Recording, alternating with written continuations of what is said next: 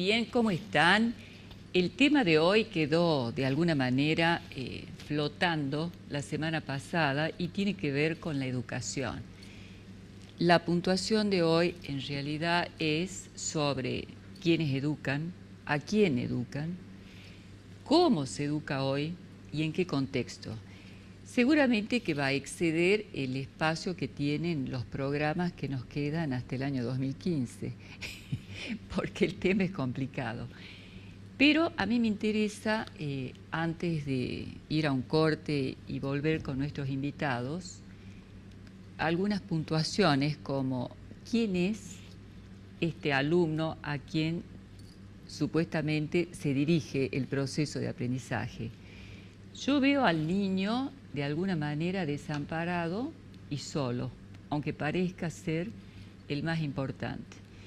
Y una de las soledades más grandes que tiene el niño, precisamente, y yo no comparto algunas cuestiones y medidas recientes desde el Ministerio de Educación, yo veo al niño solo en su falta de límites.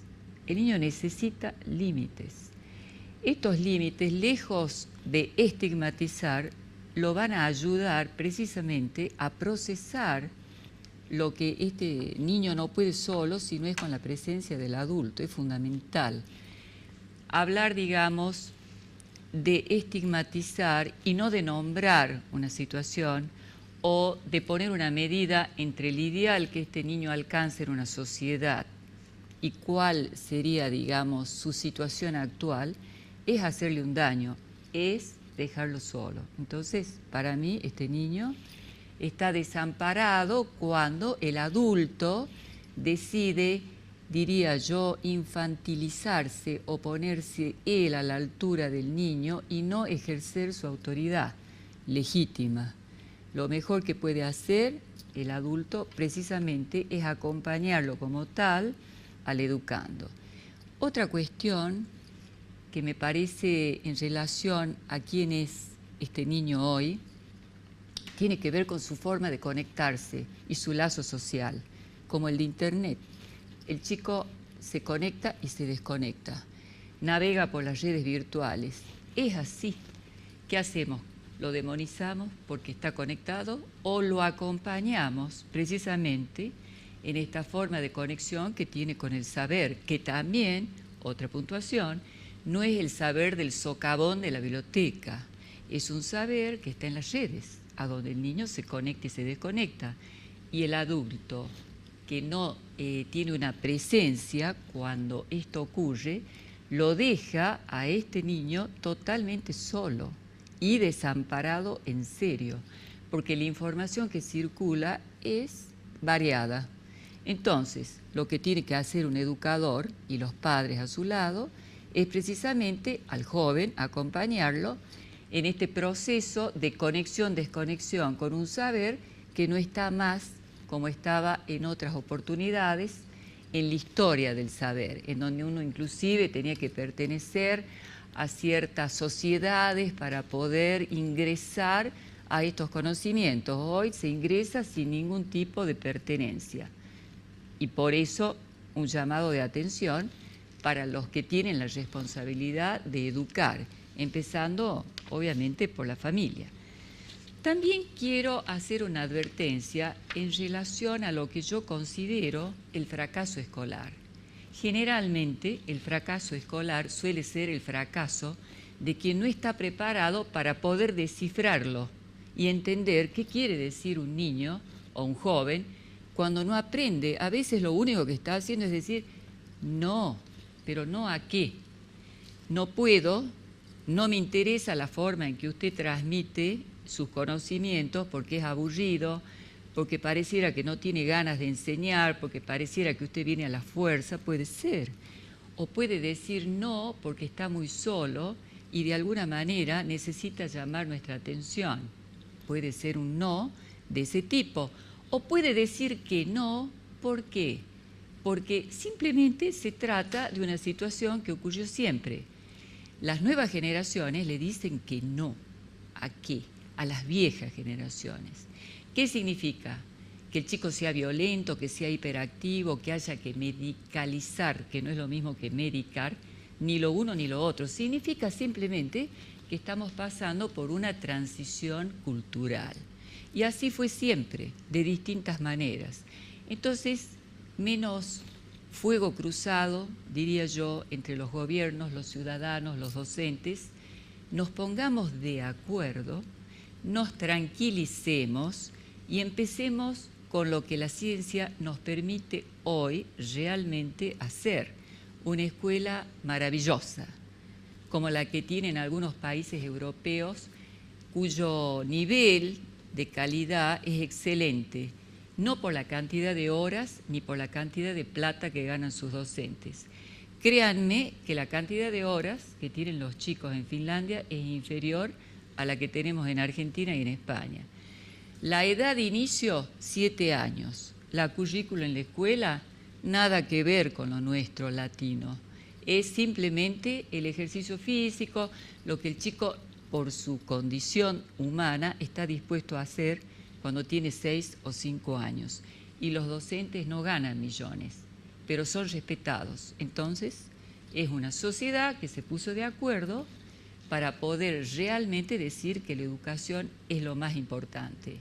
Y finalmente, lo que quiero destacar, cuáles son los ideales de esta sociedad a la que se pretende, ¿no es cierto?, de alguna manera, solicitar a la escuela que sea la que los ponga en marcha. Yo diría que la demanda que tiene hoy de control la educación es desmesurada. Casi un síntoma social que se presenta en la escuela y en las fuerzas de seguridad. Lo que no se puede en otro lugar hay que tramitarlo en la escuela y en las fuerzas de seguridad y vaya la pelota que se hagan cargo. En realidad hay que empezar por los ideales de la sociedad. ¿Qué quiere esta sociedad? ¿Qué es lo que está bien y qué es lo que está mal? ¿Qué pregunta? ¿A quién deben parecerse? Por un lado, los que deberían dar el ejemplo dicen que la educación es importante, pero el ejemplo que da es de gente mal educada. Entonces, estas son las cuestiones sobre las que nuestros invitados van a conversar y seguramente tendrán otras que aportar. Nos vamos a un pequeño corte con nuestros auspiciantes y ya volvemos.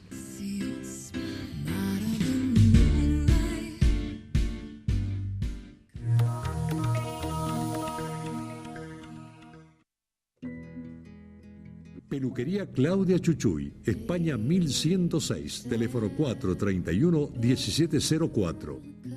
Alarmas Dinelec, teléfono 431-3914. Gama, Spa de Jorgelina Lavaque, Paseo Güemes 161. Intendencia de la Municipalidad de Salta. Gobierno de la Provincia de Salta.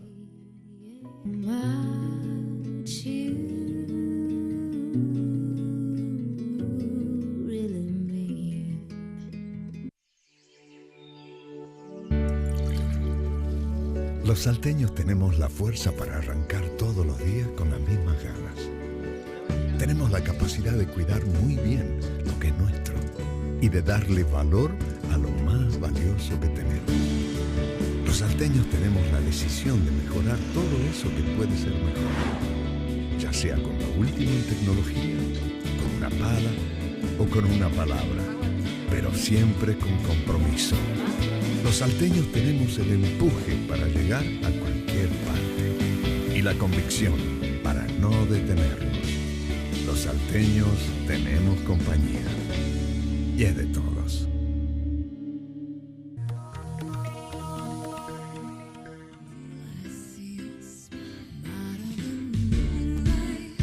Y bien, nos acompañan en este programa. Vamos a empezar primero por Miriam. Por la licenciada Miriam Kram, que hoy representa al Ministerio y que está en un área que tiene que ver con necesidades especiales. Sí, estoy coordinando la educación especial de la provincia. Bueno, qué tema. La licenciada Silvia Robles ya es una coproductora, Silvia, porque viene siempre al programa.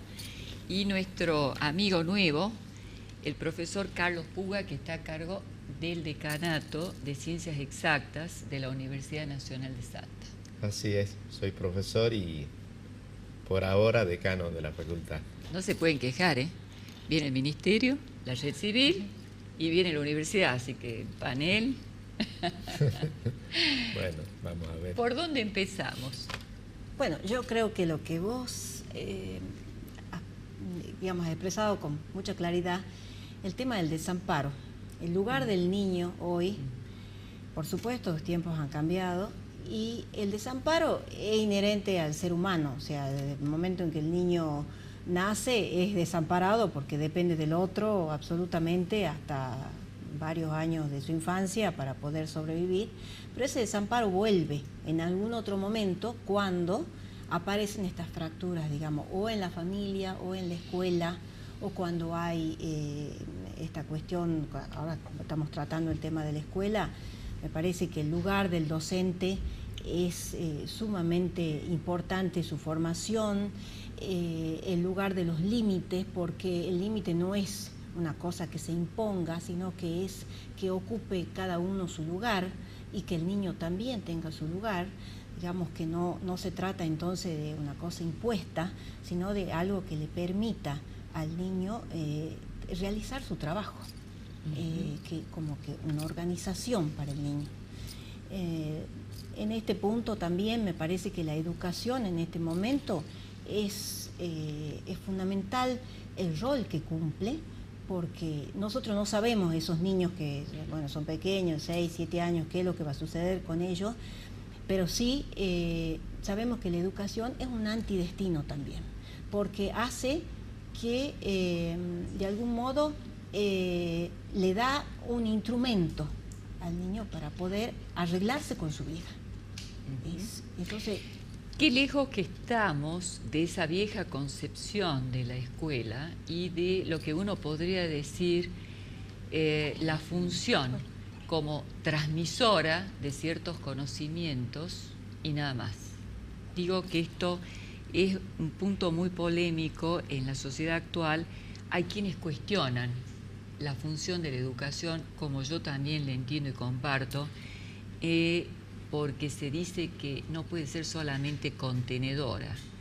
Y habría tal vez una línea extrema en donde lo que se prioriza es la protocolización, en donde el protocolo es más importante que el niño y el docente, y que el lazo entre los dos, que es lo único que desde el punto de vista mío va a permitir que este proceso de aprendizaje sea un proceso y haya una tramitación del saber si uno lo toma al niño como lo que es. Siempre fuimos iguales, somos una raza humana con fracturas.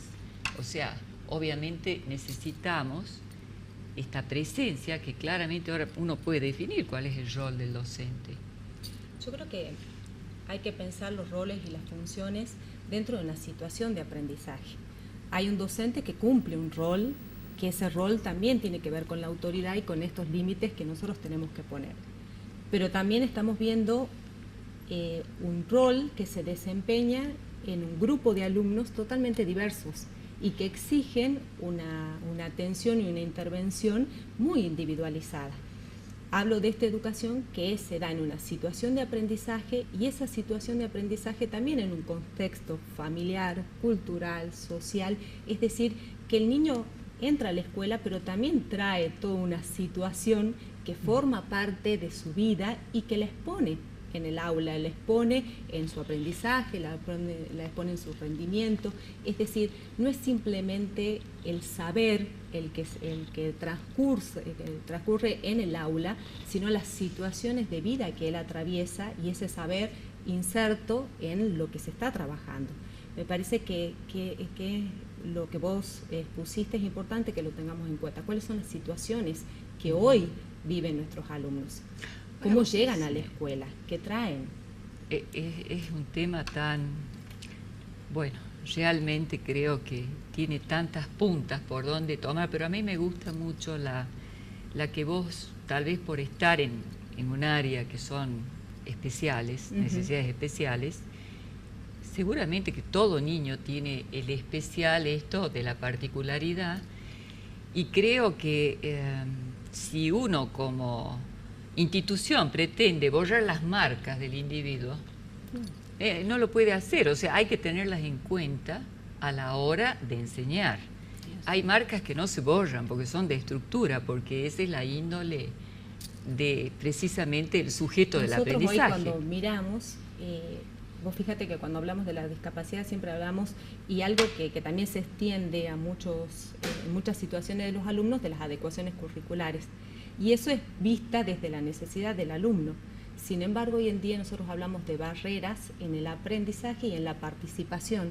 Entonces ahí se hace un análisis mucho más integral, porque no es solamente lo que el alumno necesita, quizás con un ajuste dentro de la diversidad curricular o en la diversidad de lo que él necesita como apoyo, sino también ese docente para poder hacer accesible ese conocimiento dentro de los prejuicios, dentro de las limitaciones que puedan tener para poder comunicarse con el otro diferente. Es decir, hay un contexto que no lo podemos borrar o desconocer, que me pone en un lugar a mí como docente, pero también una condición que requiere una atención particular. Claro, la escuela del futuro es la escuela inclusiva, porque años atrás, digamos, el chico con dificultades iba a una escuela especial. En este momento se intenta que el niño sordo, que el niño Down, que vaya a la escuela común, el autismo, el autista. Bueno, entonces, pero para eso tenemos que, lo que acaba de decir, ver la particularidad del niño. Y casualmente la educación tiende a homogeneizar. Todos, tener 4, todos iguales. O ninguno el uno. O ninguno el uno. Entonces, no, casualmente, lo que no hay que hacer es borrar la diferencia. La diferencia está, y es lo particular, es lo singular de cada niño, más allá de que tenga uno o no una discapacidad, cada uno tiene su singularidad. Ya deberíamos haber aprendido de qué tipo de sujeto estamos hablando. Imagínate, año 2014. Quiere decir que la ciencia no avanzó si decimos que esta diferencia estigmatiza. Precisamente creo que lo que hay que hacer es nombrarla a la diferencia sin estigmatizar, porque va a existir siempre, no se va a borrar. Pero me pareció muy interesante esto que decía Miriam sobre quién es el docente. Entonces yo decía, esto lo decía Freud, Freud decía que todos los docentes se deberían analizar. ¿Por qué lo dijo? Lo dijo para separar el malestar del docente del malestar que se puede generar en el proceso o en la escuela o en la sociedad. No es lo mismo el malestar que porta el docente en sí mismo, por sus características, por sus problemas, etcétera, a lo que le pasa después, que suele mezclarse. Precisamente nosotros que recibimos los niños en consultorios sabemos que la mayoría de los fracasos escolares es cuando esto se mezcla. Es un docente que hace síntoma con el pobre chico. Pero acá lo dejamos a Carlos mirando. Yo quiero que nos cuente, él que viene de la universidad, cómo llega este joven y cuál es su visión. Sí, yo creo que en la universidad la visión es un tanto diferente, porque la universidad tiene una demanda sostenida, creciente, importante, y esa particularización que habría que hacer del estudiante, ese trato personalizado de acuerdo a lo que el estudiante trae y a lo que el estudiante necesita, un poco se ve superado por la realidad. La realidad es que los recursos son los que están, que crecen, como han crecido en este último tiempo, pero que por supuesto casi siempre crece mucho más la matrícula, la demanda de lugares, sobre todo en una universidad como la nuestra, que es una universidad pública, que es una universidad gratuita, en la que el estudiante tiene acceso a sistemas de becas, a comedor a bajo costo, a becas de transporte, bueno, que ahora ya no hacen falta, no sabemos hasta cuándo, pero las había.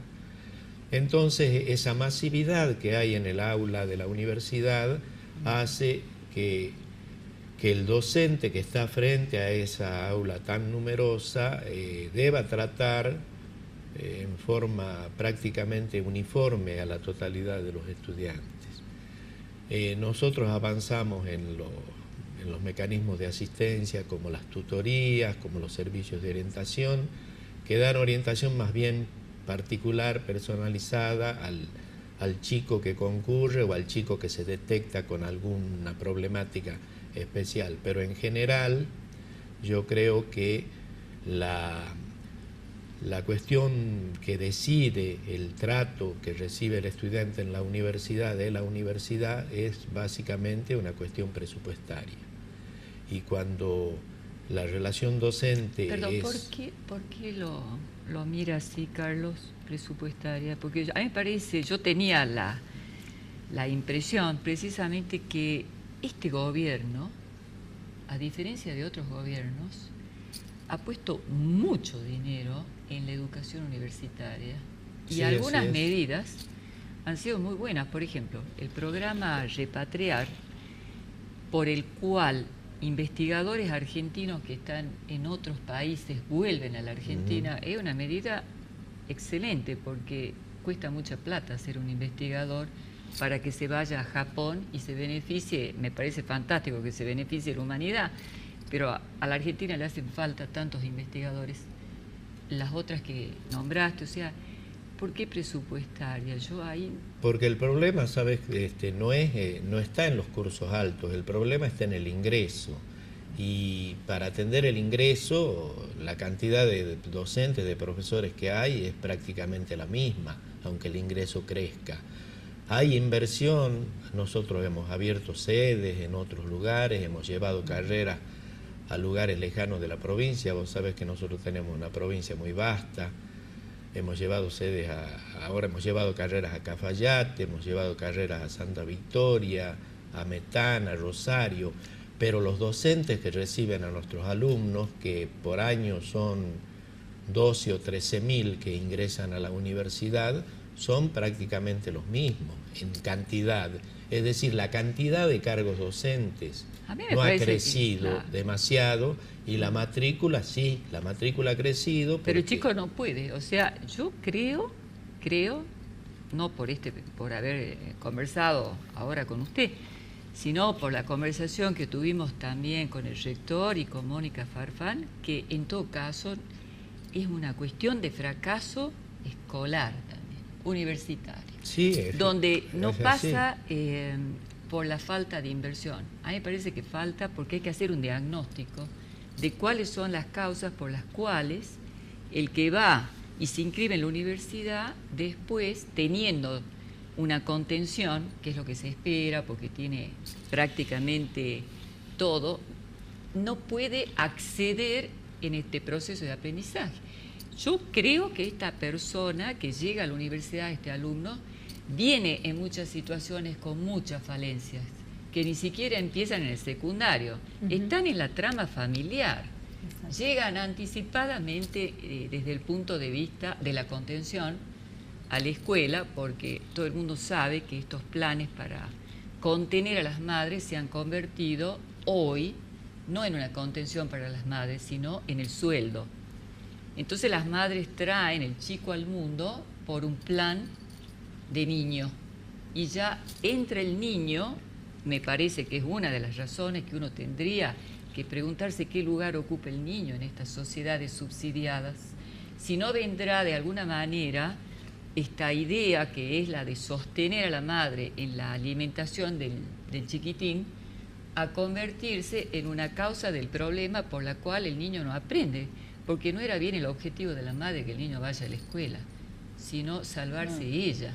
Es el lugar del niño en realidad en este momento como objeto precioso, porque en realidad las parejas heterosexuales quieren tener un niño al igual que las homosexuales, y también un lugar de objeto para ese niño, porque se piensa que puede ser un intercambio, puede ser una forma, como un caso de un niño que puede ser una forma de pago, que puede ser lo que decís vos, un ingreso. Ese lugar de objeto que tiene ahora el niño, que incluso se ha aprovechado por los perversos para las redes sociales, para tomar este niño como objeto. Me parece que el lugar ese...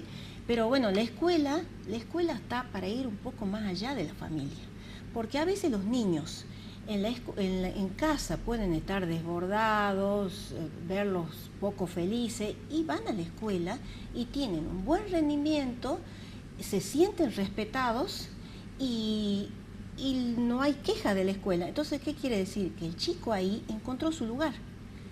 Más allá de una familia con sus dificultades, con sus cosas, o sea que la escuela... Una escuela que pudo. Una escuela que pudo con ese niño. Está la escuela que se angustia ante cosas, trastornos que son en realidad sencillos o que se podrían resolver con un gabinete psicológico, con algo... Con un buen diagnóstico con un buen de la diagnóstico situación. y no pensar que el chico va a ser algo peor el día de mañana, sino que está pasando por un momento, una transición en su vida de la cual va a salir, ¿no? Una apuesta a ese niño. Hay que apostar a los niños.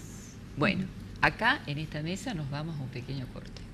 Y con ustedes hasta la semana que viene. Muchas gracias por acompañarnos.